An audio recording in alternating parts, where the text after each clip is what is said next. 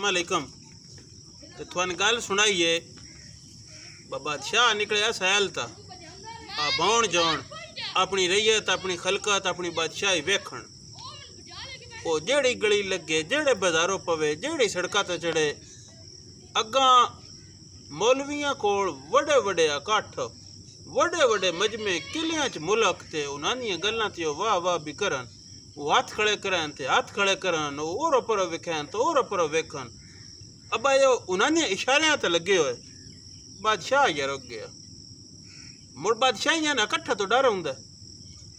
बादशाह वजीर नूं आख्या वजीर जेड़े आ मुल्क ना पक नाल ए अज नहीं तो कल ए साडी बादशाही दे मुकाबले च उठ दे इन्हां दा कुछ करिए। वजीर आखे शाह सलामत मैं इनको 10-12-15 नंगा दी मोहलत दियो मैं वेंदस मैं इन्हां दा पता करदा सो इन्हां दा कोई इलाज सोचिए। बादशाह वजीर नो गल छड़िया। वजीर निकलिया ओ सारे धड़े न मिलदा गुलदा वतिया दिहाड़े 12-15 लगे तो वजीर बैंक आ गया। उस आख्या बादशाह सलामत तुसी अपनी बादशाही करो शाही करो सफेदी करो जो कुछ दिल है ए मुल्क थोड़ा दा न वेखदा न तकदा न को गल करदा।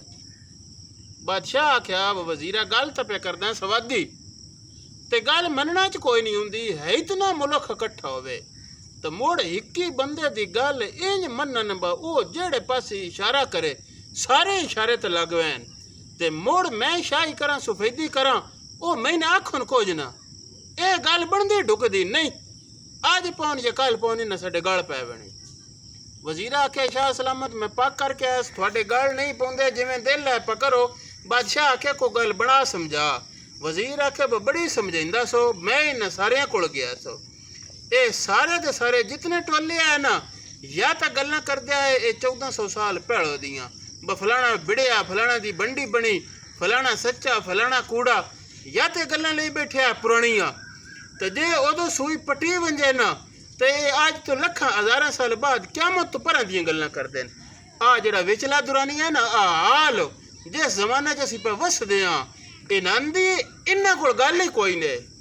संगियो बड़े सियाणी वजीर गल कीती बस साडे बादशाह अवाम नूं लुट्टण डड़े होन जिद्दा जिवें दिल होवे ओ गट्टा बन लैंदा है ओ खून निचोड़ लैंदा है ओ कोली थले दे के इस माड़ी अवाम नूं मार छड्डदा है तो साडे वाइस साडे नसीहतां करने वाले साडे मौलवी जिन्हां पिछे अवाम टुरदी आ या ओ 1400 साल पहले दियां बंडियां सालस पै खड़ोते न जिन्हां दी सालसी इन्हां दी बनदी ही नहीं तो या मुड़ क्यामत तो पिछे दियां गल्लां पा करदे न।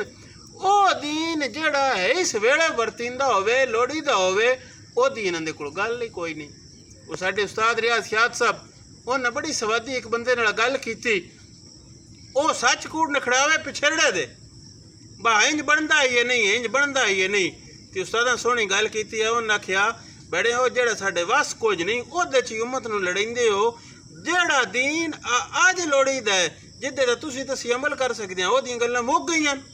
बिल्कुल इंजे गल बादशाह अवाम दा खून पे चूसदे न ते साडे जेड़े वाइज करन वाले नसीहतां करन वाले या हज़ारां साल पहले दियां ते या बाद दियां गल्लां लैके बैठे न हाल दी मुड़ो गल कोई नहीं पे करदा।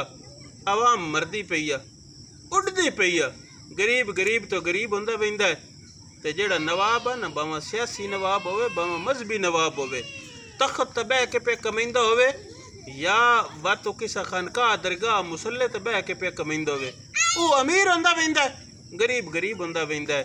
ए रोने पिटने हाड़े हैं अल्लाह पाक शाला साडे ना गरीबां दी सुने तो कोई इन्हां दे हक च भी बोल पवे जुंदे वसदे रवो जुग जुग पजियो हयातियां पमाणो ते साडा यूट्यूब चैनल है पंजाब वसेब उन भी कदी फेरा मार लो ए पेज चंगा लगे तो इसनूं भी फॉलो करो।